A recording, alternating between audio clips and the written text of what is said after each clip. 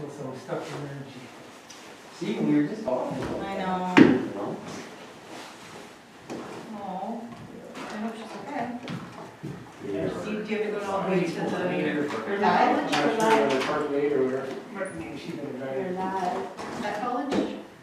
Or, And it's her first there. Yeah, she's having trouble. Okay, it is 7:01 on November 9th. We'll call the meeting to order. The acknowledgement, which is, as we gather here today, we acknowledge we are in Treaty 6 territory and the homeland of the Commitee. We pay our respect to the First Nations and Métis ancestors of this place and reaffirm our relationship with one another. So there's going to be a few additions to this agenda. One of them is going to be Councillor Rashar is going to be addressing the public and council. We're going to be doing a roundtable of the code of conduct, and so where we'll add those is we'll add them on as 3.4 for Councillor Rashara. 3.5 will be the review of the code of conduct in public, and then I have some additions for in camera, which we can discuss later. Is there anything else that needs to be added? No, I think it's 3.5, 3.6 is what you meant. We're not replacing 3.4. Or sorry, yeah, there's additions of 3.4 and 3.5. Yeah. Any other additions? Okay, all right. Just formal. I guess we don't need a formal adoption, do we? If there's additions, yeah. Okay, so I'll make a motion to the adopt the agenda with the additions. okay, secondary, I'll second. All in favor say aye. Aye. All opposed say nay. So it's a negative there for a second. Okay, so I believe that we have Ron there, yes? Or no? Okay, so we'll move ahead with, we'll move up to the reports from administration while we wait for Ron to come on for delegations. So we'll start with 3.1, which is the airport funding update. Is Jim on the line today? No, he's not. Okay. Is there any, are you able to speak on any of this? Do you have any questions? Very simply, this is one of the items that we couldn't purchase in the budget. Perfect. Does anybody have any questions about the report that's been presented? Okay. So I think we can just go ahead with the administration's recommendation then for that. Moving on to 3.2, the operator purchase. Which, oh, hold on. Rob is on the line to speak to it. Okay, sorry, I'm just getting a message here from Ron. Ron saying he can't go and use the password. in advance of, make sure I'm on offer to purchase, not the UCAP one? We went with the, just because we got the funding approved, Right. just to change the agenda, or change the budget to allow for that increase in spending. There's somebody outside, Katie. Hmm? There's somebody outside. Our technology is not working as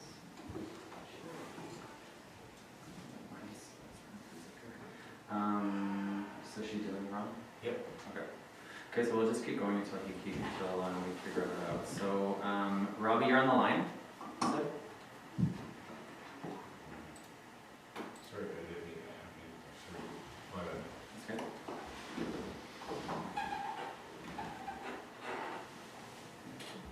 Robbie, are you there? He's there.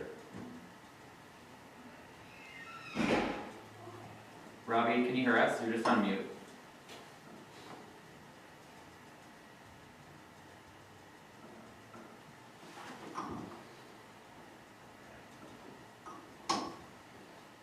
Amanda, can you hear us? Or Connor, can you hear us? I'm texting him.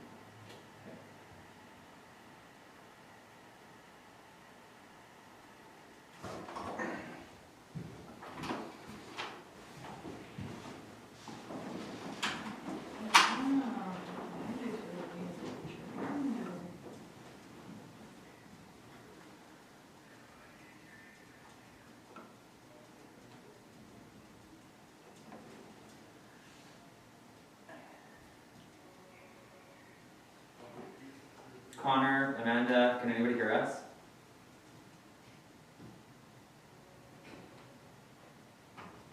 Yes. Nathan, is the shield here?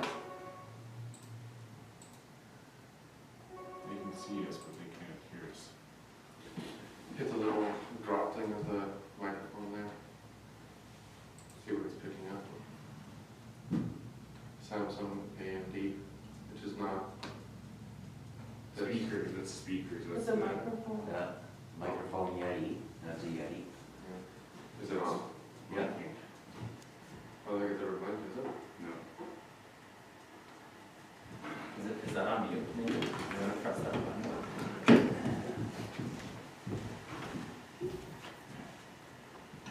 That's not on. Is that good? Can you hear us? I can hear you now. Okay. Okay, thank you. Excellent. Okay. Robbie, can you hear us now? David. Yes, I can hear you great, thank you. Okay, perfect. Sorry about that, guys. So we're on 3.2, which is the offer for purchase. So if you want to go ahead.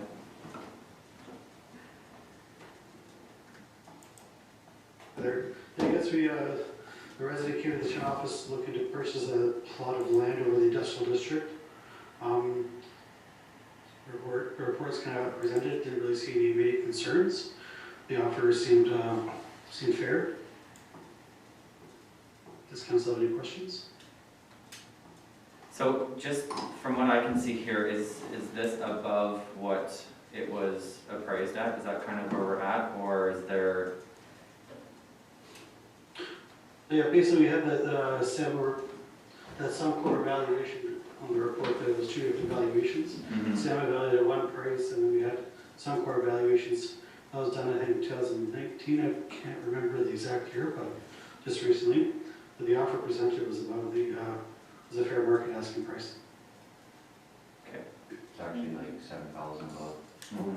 Well, that was is that somewhere? That's Sama. That's Sama, yeah, but assessment and market value are not the same thing. Yeah. Right. Okay. And it And was if you over look 2 back, years ago. sorry, if you look at the number of square footage, if you base it on that $2 a square foot, I believe it is. I mean, it's definitely under that one too, but the offer seemed acceptable to me. It's up to council to. I'm not having any problem with the price of the land. What I'm having a problem with is that it's not intended for M1 use. It's more on the personal level, and when we have a shortage of land basically on the storefront, I just don't see that as much of an investment for that chunk of land. Robbie? Oh, sorry, go ahead. Oh, I was just going to comment. I mean, it is the industrial district. It's not really commercial based. It's just you wanted to store some stuff. You can't store it as residential lots, so he has to store it somewhere else. So the industrial area is kind of where he saw fit. I mean, he has some potential future plans, as was stated on his letter there. Storage. So yeah, personally, it was personal storage, I think, at this time. So, Unless there's a time frame on that development that happens, we gotta put some parameters around it. storage facility is a permitted use, period. He's allowed to have a storage facility there, in that district. Has there been any other offers to purchase or interest shown in any of these lots that the town has for sale in the last year? Not recently. I believe there's a lot that was recently sold on the other side of, or just behind it, I believe they're on 4/8 Street, kind of on the undeveloped land there. I forget the asking price there was, but it's to be more than that. Yeah, so highest and best use of the land right now, that's a storage facility, because right now it's just muskeg. And that encourages use of the lot in the future and further development of the lot in the future. It increases the value of the land. Now, I will say that I'm going to abstain from voting on this particularly, just because it is a known friend of mine. I have a personal relationship with the person making the offer. But I don't have any financial interests or conflict. I just want to avoid the perception in decision making. So I recall that name on one of your support letters. I think. No. But, sure. Okay, any other discussion, questions? Okay, do we have a motion on the table? Or I guess we don't need a motion, sorry. Does anybody else have, is anybody in favor of this? Does anybody else have any? I have no problem with it, it seems fair, it's a fair price. It's not an absurd request, that's one of the other requests that we've had come to the table, and I have no problem with it. There's no water and sewer there, so yeah. Yeah, If we, administratively, are we able to put parameters on a time limit to actually have some sort of structure erected on that property? It's gotta be conditional on actually getting services out there too. Well, in the past, we've had lease option agreements where there was a requirement to have some development within 2 years. Yeah. I'd be in favor of something like that, really. And some structure in place. Because Norm Nagel had to do that on Enliston Street there, and he had to get water and sewer in there himself. Tanks, mind you, but it's there. Robbie, go ahead. I was just gonna say, the bylaw states if there's water services available, he has to connect to it. But since there's no services for that area, he just has to provide his own way of providing water and sewer services. And at this time, he doesn't think he needs that at the time, but similar to what you referenced there to the neighbor, there's no water sewer there, I don't think either. Yeah, typically, I think we have 2 years to substantial completion, I think it's part of the agreements with the associated development deposit. Okay, any other discussion? We'll just do a quick straw vote then. So you're abstaining, correct, Councillor? Okay. For. I'm opposed. Opposed? I'm for, no problem with it. Agreed? The main thing that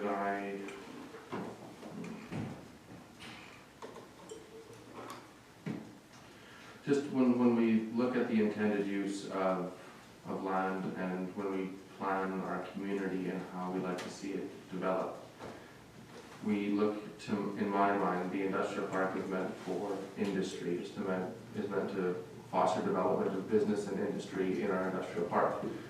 And for me, I see that future plans are there. For future plans, as we all know, can change based on a multitude of factors. And for me, I would like to see some level of structure in place. So for me, I would be on the side of a conditional acceptance, saying that the purchaser is also okay with us having a clause in there that a permanent structure must be erected within a reasonable amount of time. Whether that, if we can work it out with the purchaser, that this could look anywhere between 2 to 5 years.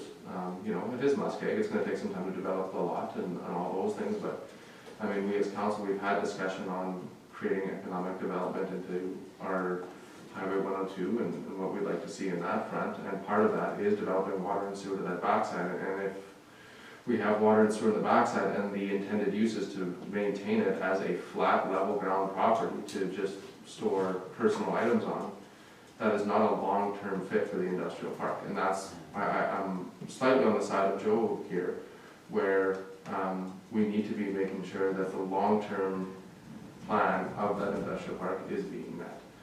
And that's where, for me, I'd like to see that conditional, that condition to be put into the offer to purchase. Joe, is that sort of where you sit too, like it being conditional, or is it the? For example, if we have a developer that come into town and they need some space to operate from, we're giving away the land that could provide a, What stepping developer do stone. we have? And that's what I'm saying, like, it's something that fits in. This to me it's more on a personal nature, it's not a business venture, and it's not a real investment. That's, and M1 is supposed to have the commercial use to. And to me, this doesn't fit. And that's what I'm opposed to. Councilor? And I don't disagree with you, Joe. The problem I find with that lot there, if I'm not mistaken, these are the same lots that Ryan Merriman wanted and only offered us, I This think, is the one. 12,000. But It's right next to North Naval. yeah, and I think that was the one there. Yep. But they're never gonna get water and sewer in there. It's all bedrock, you guys, Mhm. in that area. Like, unless they go in through the back end through the muskeg, it's gonna be a hard push, so, you know, and so any kind of industrial type place that's gonna want it is gonna have a hell of a time trying to get those proper services, and that's just the way I look at it, right? You know, but I don't disagree with you on the point that you made. Councilor Reese? I see where everyone is coming from, but page 134, which is part of the attachment, 6.9.2, item Y, storage facilities. So are we going to tell this purchaser that, no, we actually allow storage facilities, but you can't purchase it because... We go on. Right, so, I don't know, we have to change this regulation then, right? Councilor? So yes, Councillor Ruiz.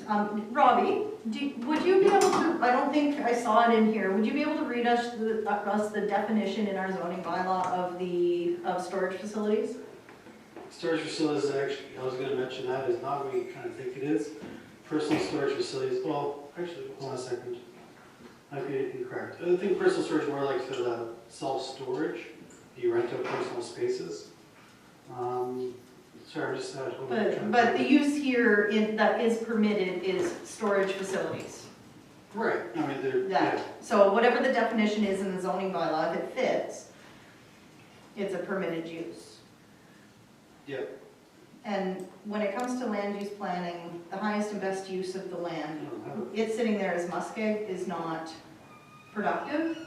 Somebody coming in there wanting to fill and improve the lot a bit in these areas that are not super desirable, but the town has already paid to subdivide them. It attracts more development. The more action we see out there, the more, and you know, to Councillor Hudisky's point, what developers are knocking down our door? You know, if we can give locals who offer a completely fair market value price the opportunity to purchase a lot, and it's for a permitted use, then I can't understand why council would, you know, having a negotiation, administrative negotiation about potentially looking at permanent structures. That's all well and good, and from an administrative perspective, is a reasonable conversation to have. But, you know, when the intended use is just plain permitted, that's not a reason to deny it. Sorry, Robbie. No, it's okay. I was just gonna say, I'm pulling up the zoning bylaw here also while you're talking, sorry about that. I mean, it is an industrial district, not a commercial district, so much you're reminded of. So we don't really have to have that commercial storefront. But it's, I'm just trying to find storage facilities.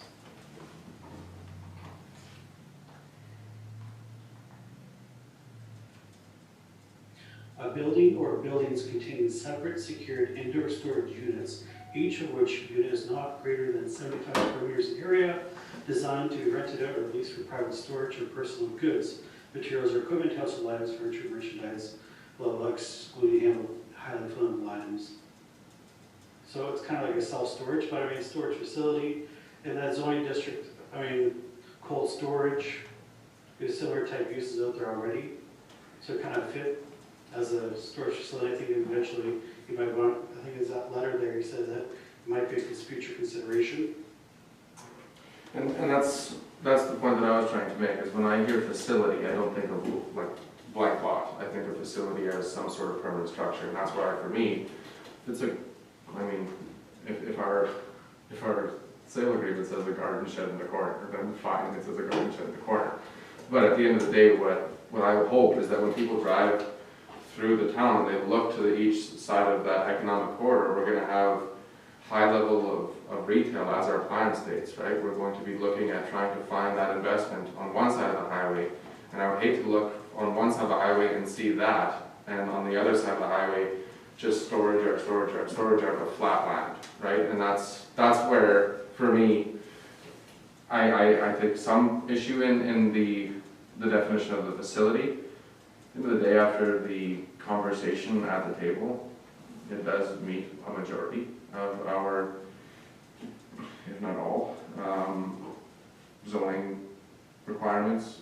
It's not a offer that is substantially below a valuation on the current lot. I think it's, all things considered, a very fair offer, and I would be okay with approving it as received.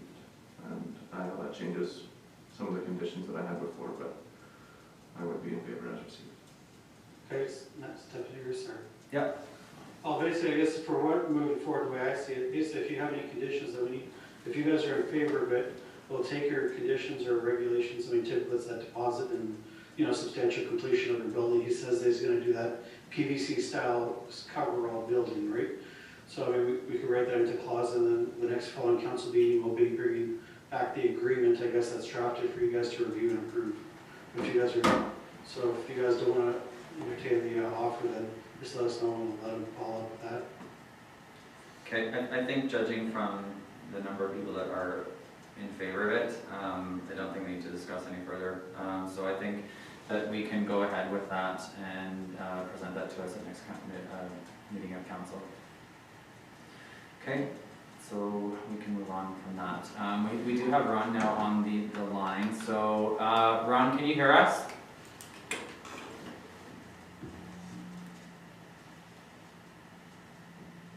Yes, I can. Okay, Can you hear me? Yeah, we can hear you. Thanks for being here. So there's two things on the agenda tonight for you to present to us. So we'll start with the homeless shelter, and then we'll hear the commercial sign delegation as well, since that's the next thing on our agenda. So do you want to go ahead with the homeless shelter? Okay, first of all, I also have Danielle Brown with me. Hi, Danielle. This year, she's the president of our association. Okay. Just so you know. Thank you. Bottom line is that site in the basement of that building has been used for the street people for, I've been in Laurent for 25 years, and it was used then when I came in, it was run by the Lutheran Church, by LAP. And I know that sometimes there was people sleeping in it, sometimes not. We've ran it for a number of years as a shelter, except last winter, because of SGI and the building itself, the property owner was having trouble getting insurance because it needed all this extra work, sprinklers, basically. And the truth is, we didn't have the money to put them in, so we ended up having to rent a motel, which cost about $60,000 last year, and that wasn't enough because the motel, you're only allowed one person per room or two, and so then we ended up renting on reserve as well, and that cost us another $40,000 just for rent. So it's basically part of my proposal to the federal government this year was we want money to run the shelter, which means 2 staff per shift and everything that goes with it. But will they give us extra money to finish those repairs, which is the sprinklers and also some ceiling tiles and stuff like that? And they did. So we are kind of waiting for approval from the town because, putting it bluntly, our contractor will not start unless he knows it's approved. And as soon as it's approved, we will be getting the check from the government and we can pay it. As simple as that. It's like I said, we've used it as a shelter for years before that. We didn't realize that we had to apply to the town. Just to continue with what we were doing, even though last year, like I said, we ended up using hotels, but nobody can afford that. And the truth is, it's pretty cold right now, and I don't know what else to say. Maybe Danielle would like to say something too, but the truth is, I mean, there are 30 or 40 people out there.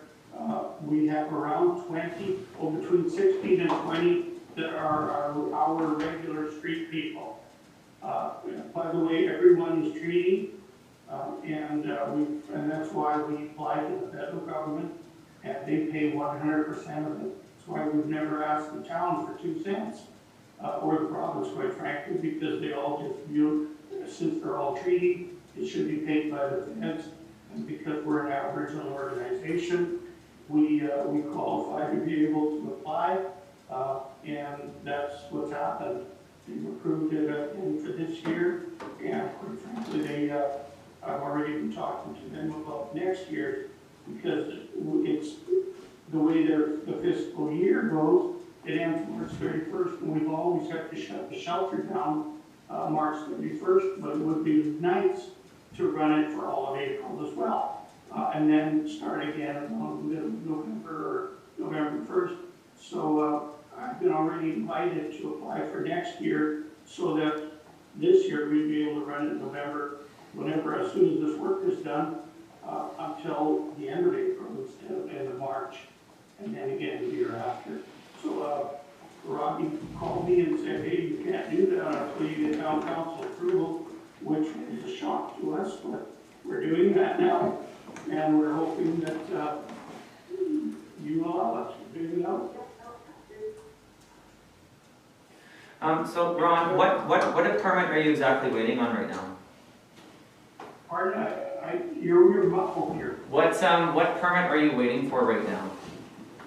Apparently, the only thing we're waiting for is Robbie phoned me and said we can't operate unless the town approves it. Approves what though? Do you know exactly? I have no idea. Well, everybody assumes that that is zoned properly, but according to Robbie, maybe it isn't. But we're gonna wait too long. And maybe he called me and said you can't open until you do this. Okay, we'll call you now. Okay, thank you, Ron. We're just gonna put that on pause for a sec, just so that council can have a little chat, and we'll come back and talk about the commercial sign. Robbie, can you just brief council on what is required for the homeless shelter at this time and where we're at? I guess there's a bit of history of this building, I don't know if everyone's familiar with it. But I guess they've had permission to pass from council to operate an overnight shelter. It kind of changed, before Scatter Sites operated it for years, but it never had the overnight shelter accommodation, like for the overnight sleeping people. It's always been a day use, right? But now the use is changing for overnight accommodation, so now we have people sleeping there. So it's a change of use, and recently I believe shelter services was added to the zoning bylaw, and in the zone, that building is commercially zoned C3 shoreline commercial, and it is shelter services not permitted there, only permitted discretionary use in the C1, so the other side of the street. So, but in the zoning bylaw, council is permitted to allow shelter services as a temporary use for a maximum of 8 months in the C3 zone upon council permission. So basically, council can give permission to operate the overnight shelter, but that also cues the thing that is okay, is that building up to code for the new intended use.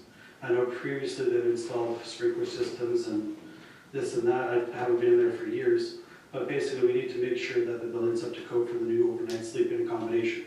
I know Unicode's been back there in 2016. They did a walkthrough and commented on a few things to bring it up to code, and don't know what's been done since then. So basically, I would request the development permit application be submitted for a temporary use approval. We can approve that at the next council meeting if council's in favor of it.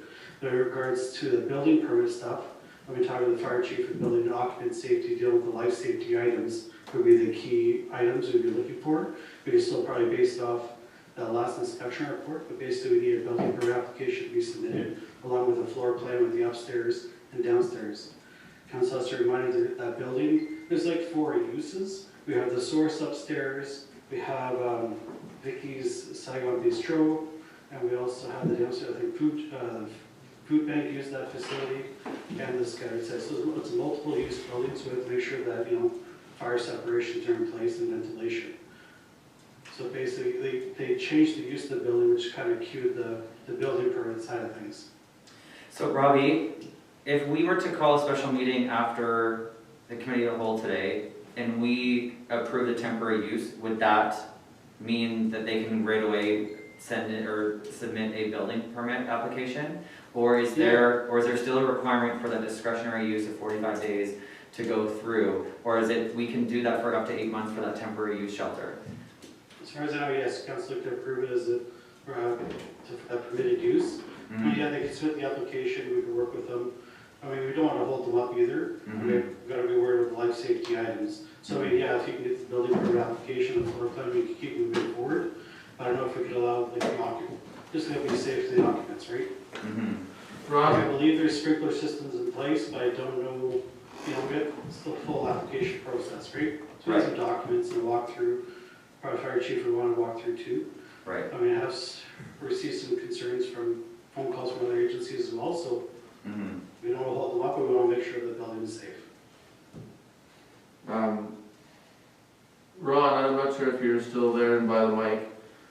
A question I have for maybe you or Danielle, if I'm not mistaken, we've had the shelter being in use in its proposed location right now previously. It has operated in that building. So my question would then come back to our administrative team at that point is, if I own a mechanic shop in a certain area and somebody buys that from me and wants to open a mechanic shop, do they have to go through the same discretionary and temporary use if it's the same use being used as its last use? Robbie, go ahead. It's overnight sleeping accommodation. It was like, it could be like a soup kitchen, drop in, business center, drop in, people are there. But overnight accommodation, that's a different, I mean, it's a shelter, right? What defines a shelter as a shelter or business to business? I mean, right? Now we have people sleeping there, like a hotel, right? Let's go up and then we'll go. So the question I have then is how, if I'm hearing correctly, this location and the lower end of the source where the Scattered Sites Outreach Program currently is, the temporary shelter service, and to be very clear, the Scattered Sites Program and the temporary shelter service is two separate and apart entities. From my understanding, we've had overnight shelter services.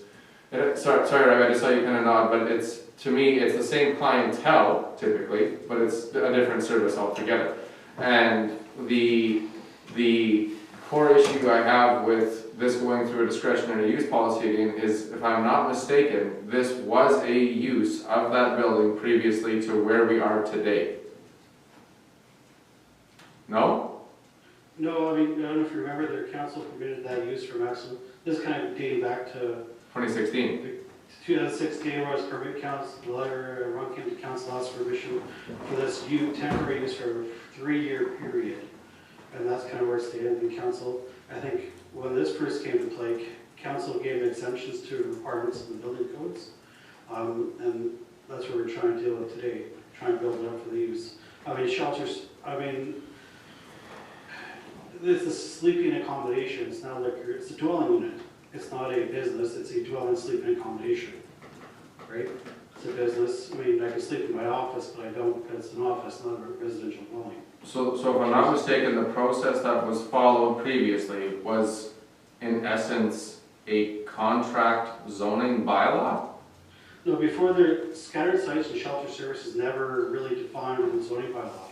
It was written in there, I think, 2019, I think, when council added a definition of shelter services, because, right, To the discretionary use of C1. in the C1, right? And then to be allowed as a temporary use, council's discretion. It's not a discretionary use. It's a, well, kind of discretionary use, but we don't have a discretionary use process. Council just has to allow it. So Councilor Battery, go ahead, and then Councilor. Yeah, I just want to say what Robbie is trying to point out, that it's just been discretionary use this whole time by people, and it hasn't been, you know, done properly, right, by council. No. Councilor Rashar, go ahead. Okay, so a clarification I want to offer for everyone. I think the question that Deputy Mayor was trying to get is, when a use is permitted once, is it not continued to be permitted in that space? No, not if the use ends. Because this is a temporary use, it's for a period of 8 months. And once it's done, like if the mechanic shop ceased being in use, then anyone wanting to do that use again, if it is a specially permitted, so discretionary or temporary permitted use, then they would have to go through the permit process again. So what policy does this request fall under? Temporary use is 4.34 of the zoning bylaw. Temporary shelter services. I think at one point, if I heard right, it wasn't an overnight stay, but basically it was a place for them to have meals and gather, but it wasn't, but now that they're doing the overnight and sleeping there, then you've got the fire regulations and all these other, and then conflicting uses of the building, so, so obviously we gotta make it right, and I don't think we waste a bunch of time. We know we have to approve this thing on a temporary basis, and I think if we want to look at a multi-year and maybe down the road when we have more time, we amend the bylaw to allow that shelter to be on a permanent basis. Yeah, I would agree on an 8-month term. So, Robbie, just really quick here. So, just because I don't want to spend too much time on this, because again, every minute we waste here is another minute someone is outside sleeping. So, with that being said, so if council was to call a special meeting, and that's the will of council tonight, to then get the temporary use, fine, great, and then does the shelter then also then have to go ahead with filing a discretionary use as well, and that's what we can deal with later? Or, because it only allows up to 8 months, right? Right, if it allows for the set period, that's a temporary use at the start and finish date, we have this, would be on the application form, and that building permit is the other side of things. Right, I get the building permit stuff, I just, because obviously we want the building to be It's not a safe. discretionary use process, you just have to call council, call special meeting, approve the temporary use for the 8-month period at the location for the Sky 6 overnight accommodation from this date to this date. We can pass it, it's all good. And I was just going to comment, maybe think of this for the uses and separations. I don't know if you any contracts about separations of occupancy use, right? Firewalls, fire separations. And I mean, over the years, that building's been used for many uses, but it hasn't ever really been built for those entire uses at the den. If we talk about fire separations from upstairs to downstairs, it's open web steel. There's no rated fire assemblies between the occupancies and uses. Right. So that's why we have to make sure that goes into play. Right, which, I mean, that's the stuff that you get to deal with. I just want to get through the temporary use stuff is what we can deal with today, right? Yep. What happens beyond the 8 months? Well, the start and finish date's a temporary use, right? So then, it could be another temporary use, or, I just don't understand what happens after that. So if I can, just for some clarification here, the reason why this is not going through a discretionary use policy is because it is not requesting permanent use of that building for a temporary shelter service, and it's only for a temporary use that we're looking at approving this, so that's why it's falling under a completely different policy. Because right now in the C3 zoning district, it's not even a discretionary use nor permitted for a temporary shelter service, so that's why it's falling under a temporary use policy. Okay, and I know where I'm at. Okay, and sorry, the reason why I asked beyond the 8 months or whatever the period is going to be is because Mr. Ratojich has also stated that he is applying for future funding and beyond this. So I just want to know what the plan is after that, going forward. And I mean, we can talk about that later, because I mean, we don't have to go into that, but I'm just curious. That'll be up to council to that. If we are going to allow shelter services in the C3 district, then council can pass the zoning bylaw amendment because temporary has a discretionary use of council to add shelter services in the C3 district. But at least for this, at least for this winter, temporary use will suffice, and then as long as we do the building permit stuff, which that's what you can do, you get to deal with, because that's the operational side, then we're all good. Okay. Does anybody else have any questions? No, the only concern is that there's a chance of multiple year programming, as Ron mentioned, and want to make sure that that's not jeopardized. Correct, yeah. This is, I'm sorry. No, This is one of those issues that year after year council deals with again and again, and they've come up with temporary fixes, but in a lot of cases, this is just another example of why we need to actually sit down and do a 5-year because it's been 5 years since this bylaw was adopted, a 5-year review of this bylaw and decide if it actually is working, what needs to change from a higher perspective, higher level. Like our industrial lots, you know, are they serving the purpose that we want them to? Is it written the right way? Did we not intend certain outcomes by permitting certain things? This is something that's been needing to be sat down and like really hashed out because I agree. yeah, so this is something, when it comes to our next year, we should think long and hard about having a sit down among ourselves as a council and like outside of regular council meetings and actually go through a facilitated process. So I just want to ask council today, are you guys okay with moving ahead with the special meeting? Because it has to be unanimous so that we can see that. Absolutely, Megan, the sooner the better, like, we're wasting a lot of valuable time. Okay, great. Okay, thanks, Robbie. Ron, so we will be holding a special meeting after this, just so that we can approve the temporary use. That way, there's no more slowdown with that, and then you can deal with Robbie for the future of the building permit and everything moving forward with that. Okay. Okay, great. So let's move on to the next part of your delegation today, which is the sign regulation and commercial sign. Okay, thanks, and sorry for bringing 2 items, but it's never happened before. The bottom line is, we got the opportunity to get this electronic sign. We tried previously, but we really didn't try that hard because we didn't have the money, but because of COVID, there's money available. As you know, we don't have a newspaper in town or anything, so my argument for the application was we would like an electronic sign that we can change from my office and put news or everything else. And when I talked to someone like Health and everything, they thought it was a great idea to have this, that we could, would say Kickenack, but would also have the space under it that we could put, seriously, we could put that Remembrance Day is no longer at Kickenack this year. It'll be at the Cenotaph. And yet people will come to Kickenack not knowing that it can change because we don't have a newspaper. So I made an application. This sign is $80,000. And if I get it right, we are going to get half our money back. So this is the only chance we have of putting it there. And then I find out that it's not allowed on this whole strip or all the way from the credit union to the co-op. And yet the church next to us does have one of those signs, except ours. It will be modern, it will be a little bit bigger, and it will be digital as well.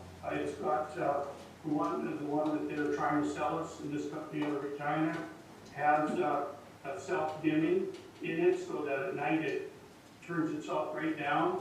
Like I said, it can be changed. It's digital. It can be completely done from my office.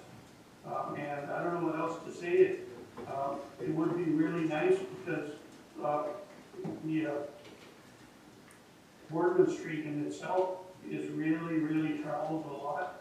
And our intention is, yes, to advertise events at Kickenack, which, there's all kinds of things, and it'd be nice to be able to say this is happening and meetings are here and everything else.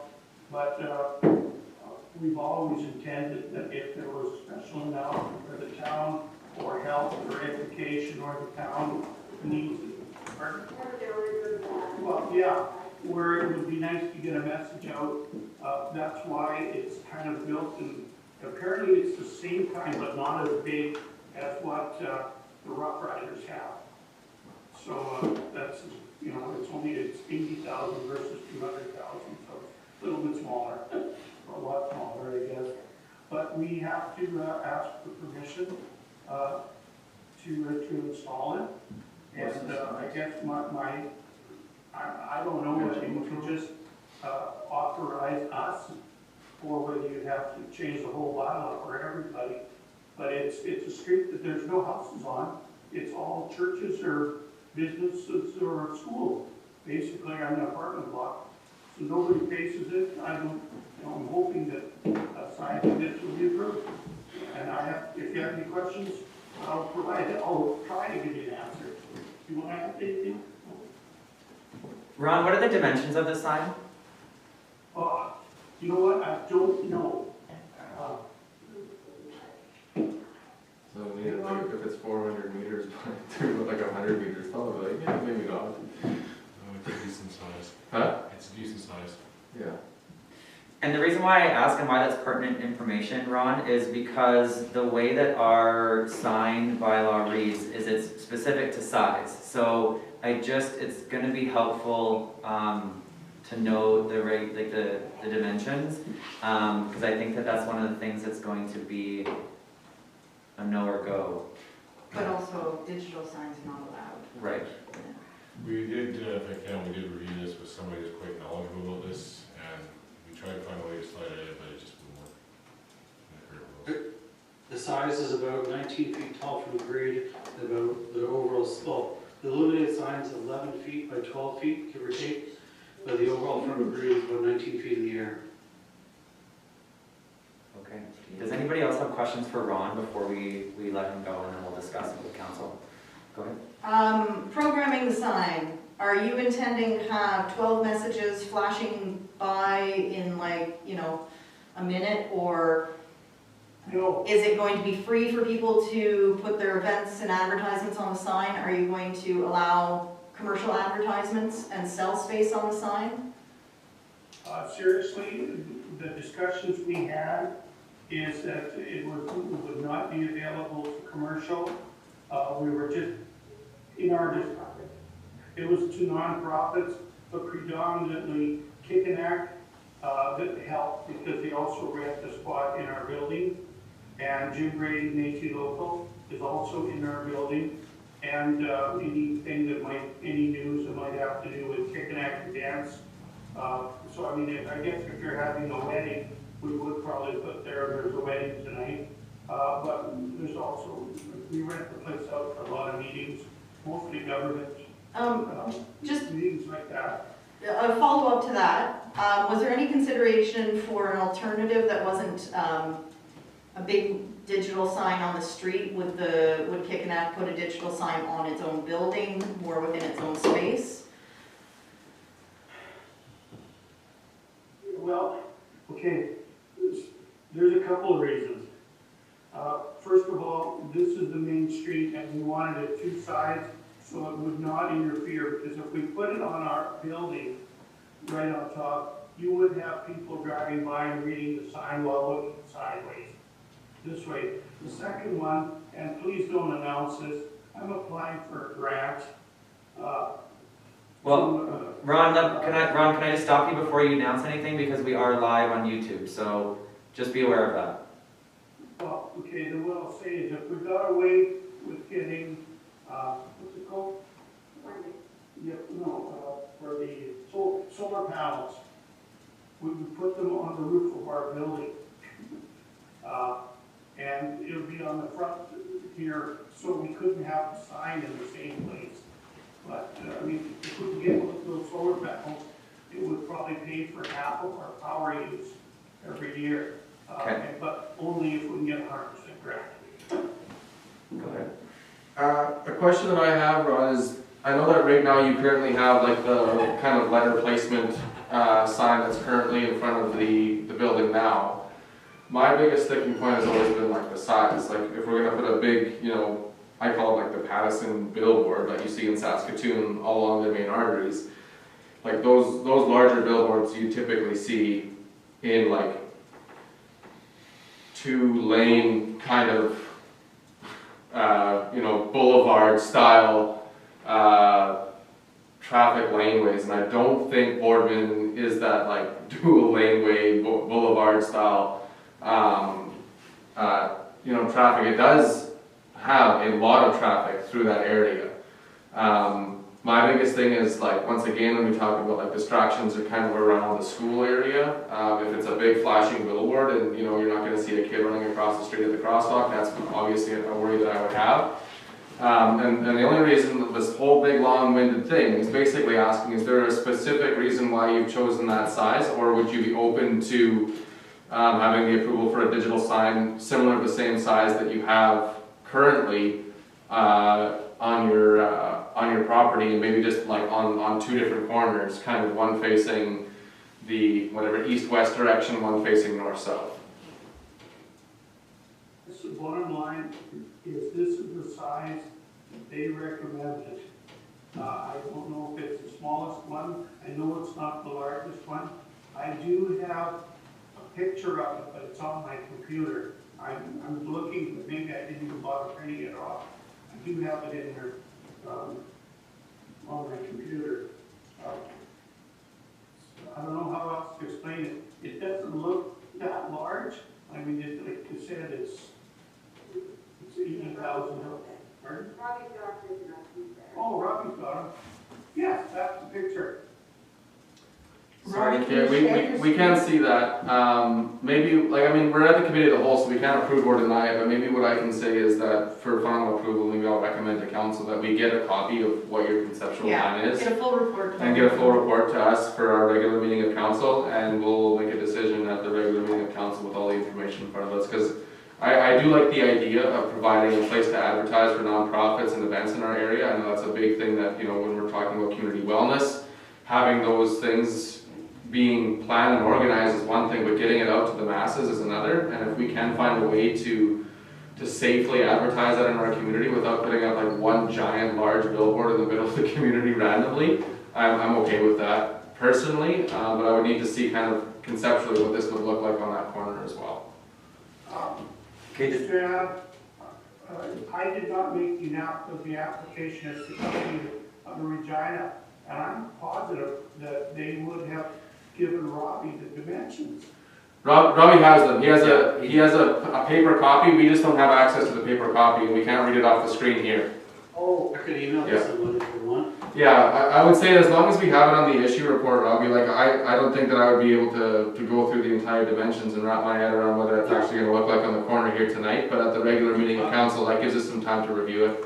Yeah. I don't think I included the issue report, that was kind of the thing. Okay. My issue report was more or less geared towards the zoning issue of digital boards are not permitted in that CS. That was kind of the bylaw amendment. And Robbie, that's on me. I wanted to allow Ron to be able to speak twice, that way he didn't have to come back to two separate meetings. So unless anybody else has anything specific about just the sign with Ron, anybody else have anything else specific to Ron? I just think it's a great idea. I just would like to know a little bit more about the size, because it sounds really big right now, so.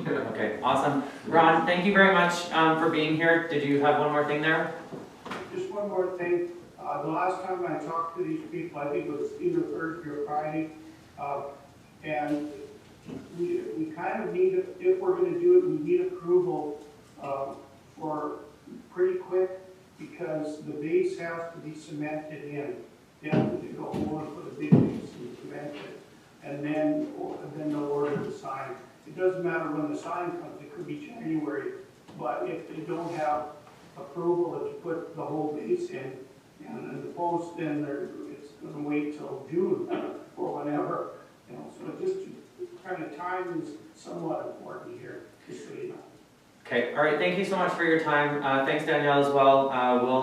We'll discuss, well, we have other matters to discuss first about even the illuminated sign being allowed in that corridor first. So thank you very much for being here, and look out for that special meeting after the committee of the whole, okay?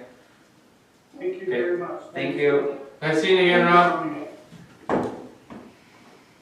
Okay. Happy birthday. Is this birthday today? Birthday today. Is his birthday Happy today? birthday. Happy birthday, Ron. Oh, Now he's wow. gone. Okay, so I'll apologize a little bit for that. That was a little bit of a mix of what was going to be there, but I wanted to make it a little bit easier for him too. So let's move on to 3.3, which is the request for the illuminated sign within the bylaw. So Robbie, do you want to speak on behalf of that? You're muted. Yeah, there we go. Here is Thomas. Sorry, I just went through my emails to see if I could email that copy of the sign on it. I guess there's two issues. First, so we received the application. There's a few little hiccups. Well, first, it was the difference between a freestanding sign and a billboard. It's kind of like a billboard, right? Advertising events in the community, but also its location. billboards are not permitted in the CS zone, but freestanding signs are. So we went through the definition, well, it's only advertising events like kidnack, and it's only to be used for that kind of stuff, but it's a digital board.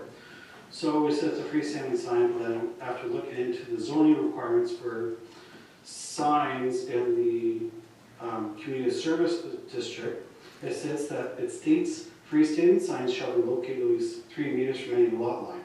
So that's why it's back to 3 meters. But, and then you go to the next section, G, non-residential uses in any residential district shall not be, shall be subject to sign regulations. So this is a non-residential use, sorry, I didn't finish that sentence, subject to sign regulations for multi-unit and townhouse dwellings. So talking about freestanding signs in the residential district, right? And they fall under the size requirements, so under the clause B there, it gives you the size regulations in the zoning bylaw. So if you want a freestanding sign in the R1 district, R2 district, this is the maximum size. But it doesn't really talk about size requirements for non-residential use in the community service district. So you're allowed to have a freestanding sign in the community service, but not any size requirements. That was one thing. So right now you can have any size because there isn't any written in the bulb. Sorry, I messed this up there. Go back to Crosby and Hannah. They reviewed. So zoning bylaws are permissive by nature. Basically, if it's not written in there, you can't have it. So right there, so there is no size stated, but yeah, we could maybe it's rather unregulated or just got missed. So that's one thing we consider. Then going into now it's a digital illuminated boards, freestanding sign. So if you look at the industrial district, in a commercial district, you're allowed to have a illuminated freestanding sign, illuminated, right? Keeping the keyword. Or in the CS district, it doesn't talk about anything about having illuminated signs. So in the community service or the residential district, you can't have any illuminated signs. So if it doesn't talk to it, you can't have it. Which is why we have a requested change the zoning to allow for illuminated signs. So you could make a request about a change to illuminated signs in the CS district. If council wants to also look at regulating the size. So I think that's where we have to have that conversation, is the size of an illuminated sign, right? That's illuminated signs altogether in those districts. Well, there was one thing about, yeah, it's kind of the site triangle too, 20 feet from the projected intersection of the 2 streets.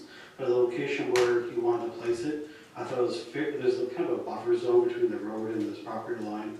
So it's fair ways, so it was, we thought it was going to raise off the ground. So it wasn't going to obstruct the visual obstruction of the site triangles. So that was one thing. So that was one thing in regards to the application, sorry. But yeah, the zoning amendment is up to council to decide if they want to amend the zoning bylaw to allow illuminated signs. Councilor Rashar. Okay, I don't know about you guys. I don't like digital signs. They're gaudy. In that specific location, there are dozens of children that cross the street there every day. There are a lot of drivers turning, going by. It's not a very safe intersection to begin with. The streets don't meet up properly. It's not a safe intersection for drivers and pedestrians. It's a residential area. There's the apartments right there, and there's the row homes behind. Like, I cannot support a digital sign in the CS district, because then we're gonna have a digital sign popping up in Patterson Park. We're gonna have a digital sign popping up everywhere, like, that you may not expect it, and then all of a sudden it's permitted. I think that digital signs on the highway are maybe like, yeah, I'll accept them there, but I am not a fan of digital signs in small communities, on residential streets. Even though Boardman's busy, it's a main drag for us, but it's not that big of a drag. I just don't think it's appropriate. That's my 2 cents. Yeah, it is kind of an awkward corner, you know, it's kind of I call it an offset 4-way stop. And, you know, people are distracted looking at billboards and you know, we turn to go and then there's kids. There may be some concern there for sure. Yeah, I don't think it's a wise decision from the safety aspect. I would be very open to them looking at an alternate location. There's no reason why a sign like that can't be in the economic corridor area and actually just have like the Kikanak Friendship Center logo so that everyone knows it's a Kikanak sign and have things featured there, right? So I would be okay with it in an alternate location, I not, 100% agree with you. not over here. Where, the CS district, is that only Long Boardman? Just No, referring- it's There's like a bunch of them, right? Like different. Anywhere. Like any church, any, Right, okay. like anything that's like being here. Okay. Because if we place it somewhere on the highway, or they place it somewhere on the highway, it's gonna bring multiple benefits to the whole community. Mhm. Like, this is not the right place for it. Yeah.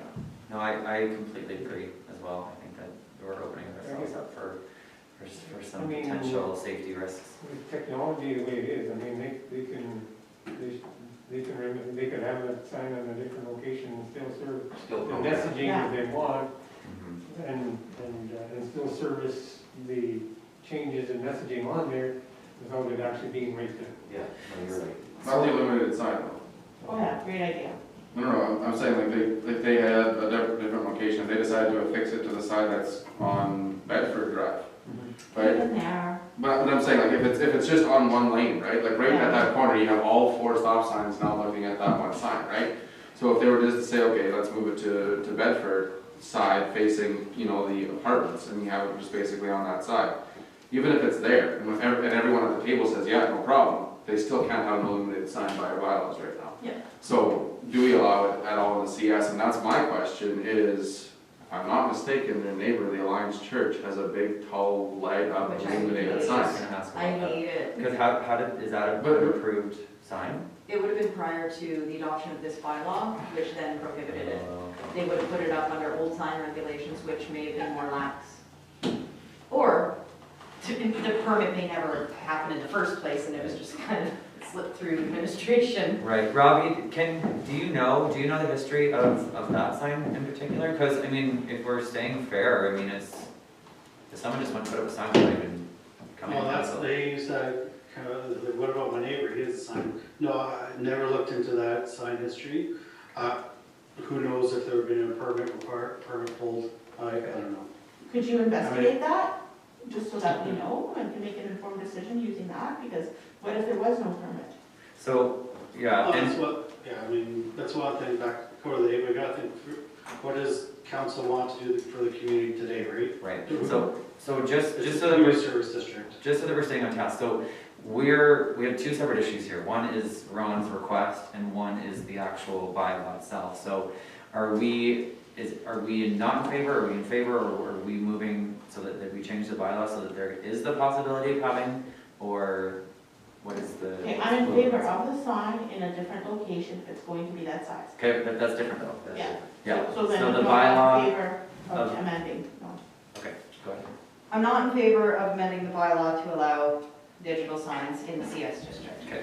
On top of that, I just want to make a comment about the fact that this is coming to us, oh, it must happen fast because we need to pour concrete. So it's like, is there just money being thrown at this right now? Is there an offer on the table and it's just a rush to get it because it's there and free? Or what? Like, I don't know what the motivations behind it are, and the way it was presented maybe didn't convince me that it's really important, significant, and going to serve the purpose that they're saying. Right, so, I just want to get a rough idea, so you're in opposed? No opposition. zoning bylaw amendment. Are you wanting to change illumination on the bylaw? No, I don't think No. so. Okay, and you're no? Okay, I'm totally in favor. totally in favor of adding it into here, and then we can, and then, because the thing is, we can still add it in there, and then we still have to approve each sign, right? Outside of What I'm saying is right now we've got like our highway sign corridor. If somebody wanted to invest $20,000 in putting a good sign there, they can't do it right now. So that's why for me, yeah, I want us to have a conversation of where illuminated signs can go. Yeah. And that's why, like, if it's the community service district, Mhm. that's separate and apart. I agree with allowing illuminated signs somewhere in our community. And community services, I'm not entirely opposed to. Hang on. DQ's illuminated sign. Is that permitted? Do we have, Commercial, That's commercial not a- district. so commercial district does allow digital signs. Right. Illuminated sign doesn't belong to Yeah. highway. So So we have places in our community that digital signs are permitted. Go ahead, Robbie. Yeah. I mean, unbiased, but I mean, having an electronic board has been one of the means of communication for the town. I always thought it'd be a good idea to have. That's my personal opinion. But I mean, ice walls or town office, but I mean, it is an electronic sign. You get the lights staying up at night, you know. I don't know. If you allow it in the district, you can't really regulate where it's going to go. As long as it's permitted in the district, council doesn't really get to say. Unless it's discretionary. I don't think signs are signs discretionary. fall under discretionary, yeah. Yeah, I would Different agree. permit. Go ahead. I'd like to see what the residents of the area feel as well about having an illuminated sign in their area. Like, I know LA Interiors, that thing's bright, man. At night, like, it's bright. But that's permitted use, right? I know, Like, but based on I'm the- saying if you wanted it at the Cape, you know what I mean? Mhm. Like, there's residents in that area, Mhm. and, you know, because there's Yeah. that whole crescent there right at the school, of Mhm. people, residents living there. And it could be a distraction for them. Well, I think that majority of the people at this table don't want to add the CS district as having an illuminated sign, is what I'm feeling tonight. Yeah, in favor of a sign, but not there. Okay, so, Robbie, I think that sort of clears it up, right? That we're not amending this bylaw at all. And if the Kikanak is interested in doing a sign, then they can look at where it is currently permitted. Is that right? Yes. Okay, any They've got other? lease around the property, which is a cost, but. Right. Yeah, okay, Yeah, so I think that kind of answers Ron's question or his query about that we just are not changing our bylaw and it doesn't currently allow that use there. Okay, any other further discussion about the sign bylaw? Okay, so we're moving on to 3.4, which is Councillor Rashar's address to the public and the council. Thank you, Robbie, sorry. Okay, go ahead. Okay, well, let me change the brain state here. So first off, I want to say thanks for providing me the opportunity to speak to you all. We're now at a stage of this process, so again, we're talking about the Integrity Commissioner report that has been released. We're now at the stage of this process where we've received impartial, third-party legal analysis of my interaction with the staff member. And as stated in the report, it confirmed that the action I took, apologizing, was appropriate remediation for the issue at hand. Well, I may express some negativity tonight towards the process that has unfolded. I want to say loud and clear that my apology to the staff member stands as genuine as the day it was given. I also want to apologize to that person tonight for what they've been dragged through as a result of this process. So tonight is the first time that I've actually been afforded the opportunity to speak to council about this issue. And I mean, this is the first opportunity I've had to say things that I could have helped clear the issue up with months ago. I actually came fully prepared to speak at 3 meetings about this in August and September. I had printed timelines, emails, notes, before the issue was sent to the Integrity Commissioner. Each time I was told that I was not allowed to, often at the last minute, even if I was just to correct a mistake or point out that the process was not being followed. Since August 2nd, I have watched this council take a course of action based on misinformation, bad advice, and potentially lies. During that time, I was seriously afraid that anything I did or said, even if correct, would be used against me. Because that's what I was told would happen. I watched my name and my reputation get smeared. And at times, it certainly felt intentional. I spent money I could not afford on lawyers because I felt isolated, alone, and without support. Because everything was confidential and no one would talk to me, even about the process, because it's the process. Every time I asked about process, I asked to be pointed to clauses in our policy that were guiding council. I was told, this is the way it's done. This is the way it must be done. Now that I can talk, I put it to all of you to look at our policy again and tell me that's so.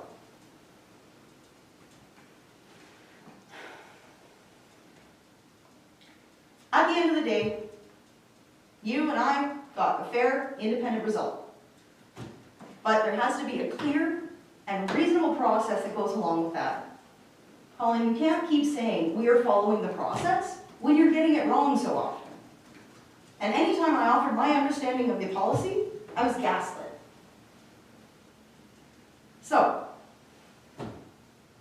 let me explain how this process works as it currently stands. Viviana, say someone in the office thought a small contextual statement about a nonprofit that you were involved in was a breach of the code. That person raises it with Steve.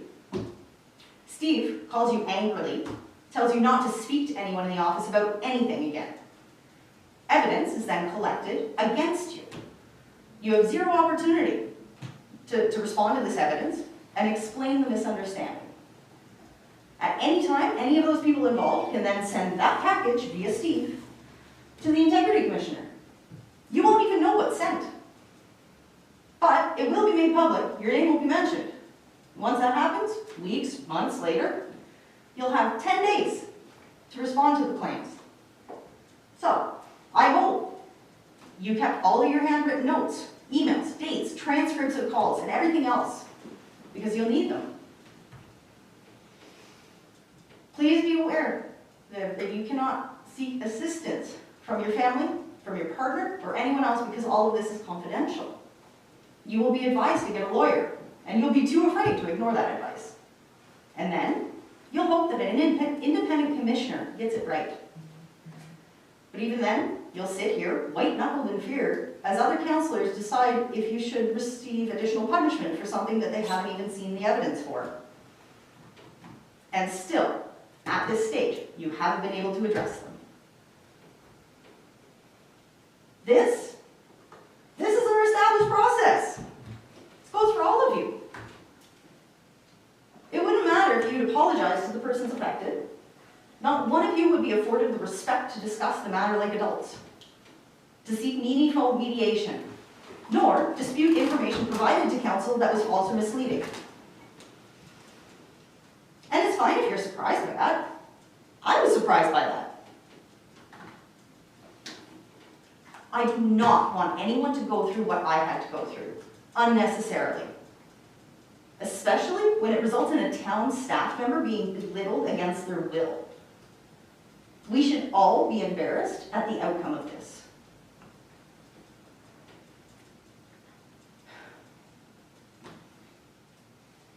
Probably the most important thing that I want to highlight in this whole scenario is that the person this complaint centers around did not want to make such a complaint.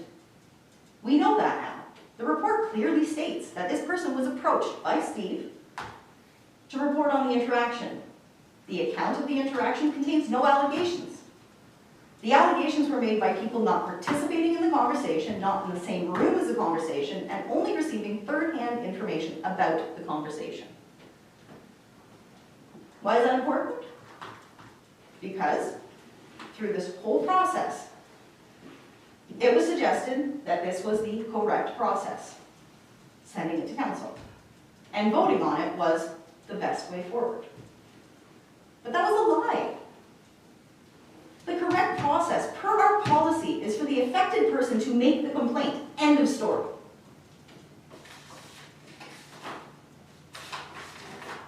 See this handy form attached to our code of conduct? This is the process. I mean, any other staff could have also made a complaint. Steve could have submitted the complaint himself. But instead, council was told to vote on it. And that critical piece of information that the person involved in the interaction didn't want to make the complaint because they didn't think it merited an investigation, and instead they wanted remediation was intentionally left out. While other incorrect stuff was brought in,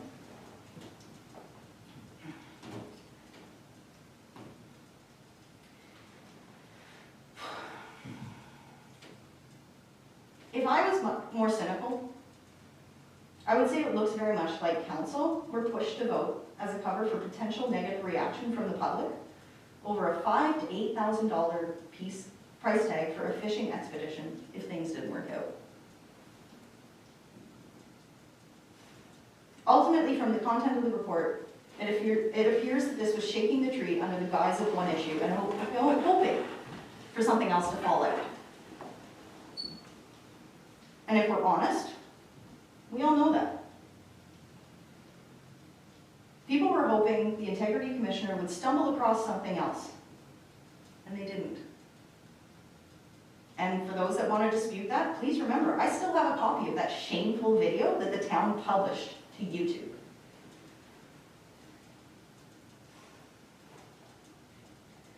I fully support having a code of conduct, or rather a code of ethics, as is appropriate to a council, and an Integrity Commission process, because the idea behind it is so important. But it shouldn't be used to smear people or take them down. It should not be used for inappropriate means. We have a plan tonight to talk about what this process should achieve, and it should hold people accountable. But the process needs to be above reproach, and currently it's not. I can forgive a process which is hard to follow the first time, because it's new to people. But every time there was a problem during this process, I was the only one negatively affected. And that is grossly unfair and should concern everyone around this table. Neither incompetence nor inexperience should impact how fair the process is for somebody going through it.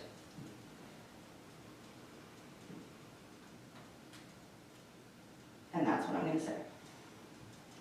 Okay, thank you, Councilor Rashar. What I'm going to respond to that is that we had a report came through council. Everything was discussed in camera. We came and we made the decision from there, so I don't think it's necessary to respond, unless you want to, of course. I wanted to give Councilor Rashar the opportunity to speak, because she's absolutely, and everyone else is absolutely entitled to speak here tonight. Councilor Gorski, go ahead. When council received the report, the incident, we didn't want to do the judgment on our own. Council chose to move it to an ethics commissioner to do the investigation and make the recommendation as to whether you breached the ethics bylaw or you didn't. And you received the report, and from there, so we didn't want to do. I think that because it was the first time that we've actually exercised the bylaw, we didn't want to be the judge and the jury. We said, tell you what, we'll do an independent investigation, and they can interview and decide what the end result's going to be, and that's what we did. Does anybody else want to speak? Because we're not going to have a back and forth about this tonight. The next thing we're going to move into is we're going to move into the changes to the policy that you have brought forward for that, Councilor Rashar. Does anybody else want to speak? I would like to speak, but I would like to refrain at this moment in time until I have time to gather my thoughts. I do not appreciate you identifying yourself as the only one being affected negatively. We all were. Because what one of us does reflects on the rest of us as well, right? So I think I will save that conversation maybe for an in-camera discussion at a later date. Okay, excellent. Okay, all right, so we're going to move on. We're going to move on to 3.5, which is the review of the Code of Ethics and Conduct. And yeah, we can have a roundtable discussion about things that we want to change.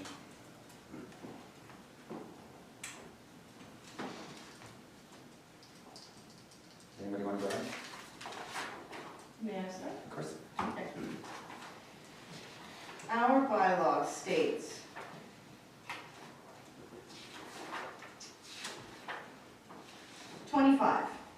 informal complaint procedure. Any person who has identified or witnessed conduct by a member of council so witnessed, that believes, that the person believes is in contravention to the code may address the code by advising the member of council that the code conduct contravenes the code and encourage the member to stop.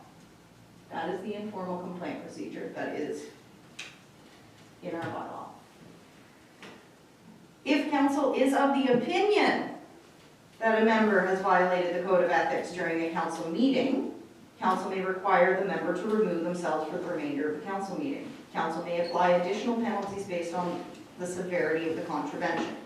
So we have the ability during a council meeting, if a member of council breaches the code, to call it out and to take action. Formal request for investigation.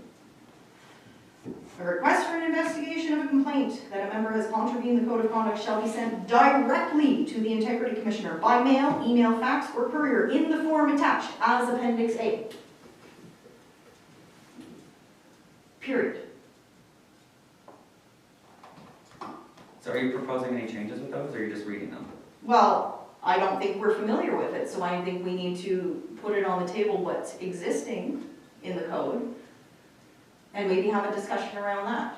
So then can I make a recommendation? Are you then, if we're gonna read every single thing that's in that bylaw tonight, because No, we're for us not. at the time, then what we can do is we can say this to council, is that everyone reads that bylaw again, and then we can go step by step. Because if we're gonna read everything and point it out, and then, I mean, that, we can sit here and we can change everything, absolutely. Like, I'm all for that. But if we're just gonna read things just to read things, because maybe Well, I'm people are getting under to the a point, impression but that, well, I mean, then. because then it's please. context, because the people here don't have that. So, you know what, go ahead. No, I yield, it's okay. Well, I was just gonna say, I'd be in favor of us all receiving it in the email, having the time to go through it and seeing what changes we'd like to see, and then coming back together and doing notes together. I mean, if there are specifics though, and I would like you to make your point, right? If there are specific things that you want us all to go back, right? Because that's the point of our jobs here. And there are things in there that you really want to see changed. I would like you to bring those forward now, so that we can go back and have the time, right? Because Okay. for us to do it tonight is going to be hours. Specifically, so just to put it in front of my colleagues here. The mistakes or errors or whatever you want to call them, that were made in this process, that I perceived, not providing me an opportunity to respond. There's nowhere that says I cannot be asked to provide a statement, nor that I cannot address members publicly. I was shut out of the process from the beginning with zero respect given to the fact that I am one of your colleagues at this table.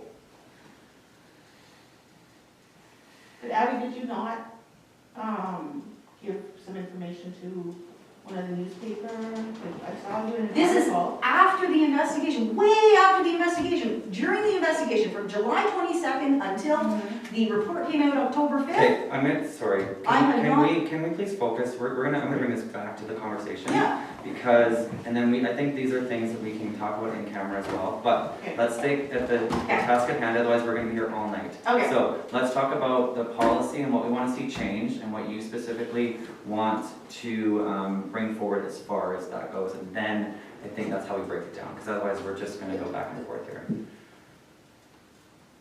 Okay. The policy, as I interpret it through this whole process, was not followed. While any matter can be brought to council, it is not following this code. It is not following the process in this code. So if that is going to be the process, it should be codified that way. It should be clear, so that a member of council can read that code and understand what's coming next. Okay? Any member of council or public or staff have access to this form. This form, I was provided zero opportunity to see any of the materials submitted to the Integrity Commissioner at any point. I have no idea what she was reading. So, I don't think that this was used. Was this submitted? If not, then that was contravention of the code. Okay, what else?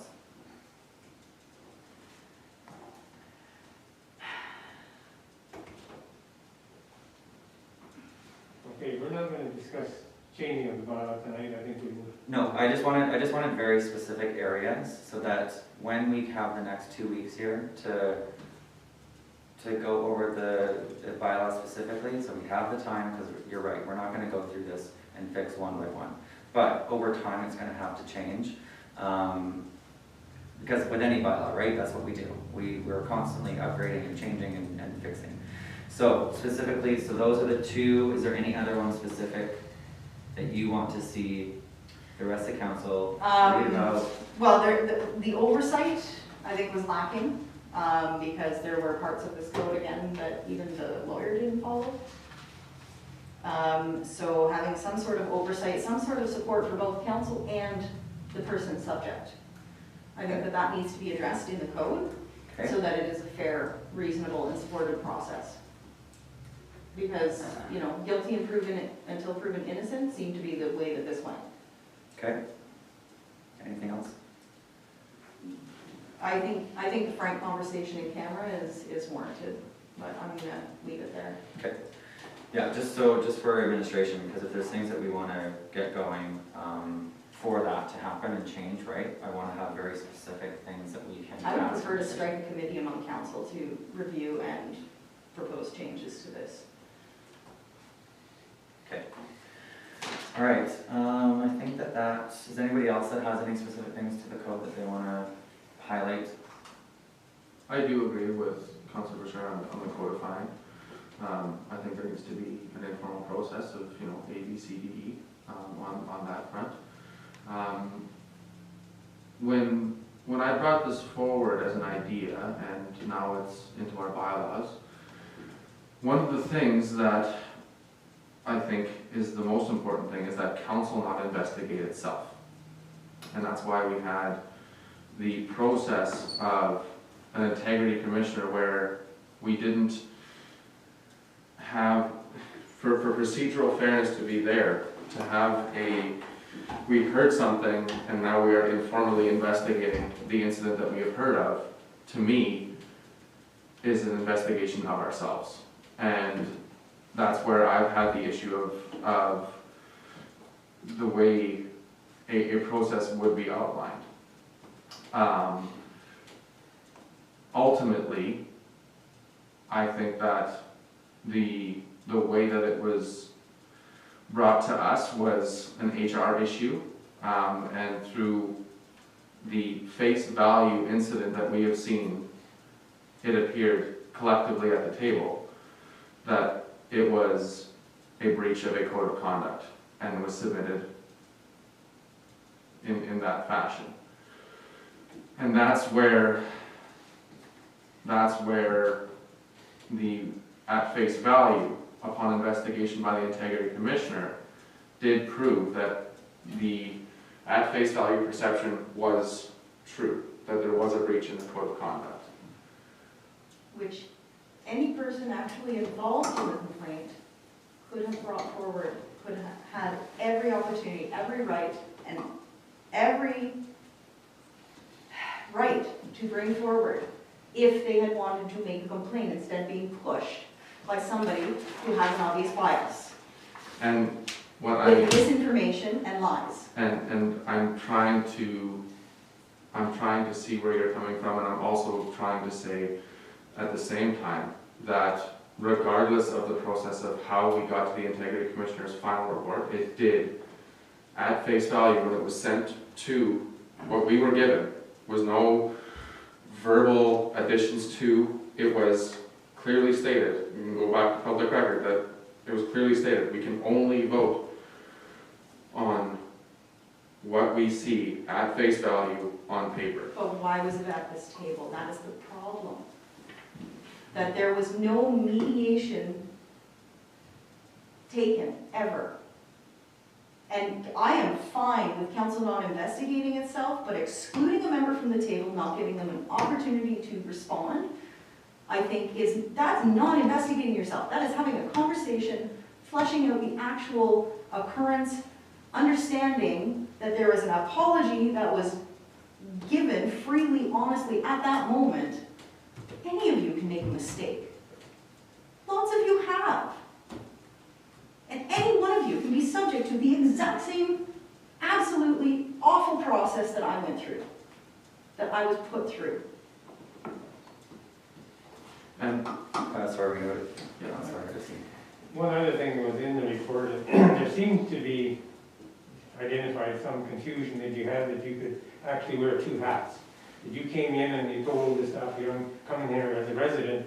When you're a councillor, you do not wear two hats. You wear one hat, your behavior does not change from your problem. Sorry, Councillor, we're not going to discuss any more about the report. We've already. No, I'm just saying, that was in the report. Yes, however, we've already dealt with the report. We're not going to go about the back and forth. So we're talking about specifically about the report and the code of conduct. So with the code of conduct, I mean, if we need to put in about the two hats and all that, I mean, that's not something that's going to go in a report. So, or not in a report, sorry, in a bylaw, right? I mean, these are things that we take an oath on, right? We look at the way. And there are regulations in the Northern Municipalities Regulations and Act right. that state that a person has every right to deal with the municipality as a resident, as a ratepayer.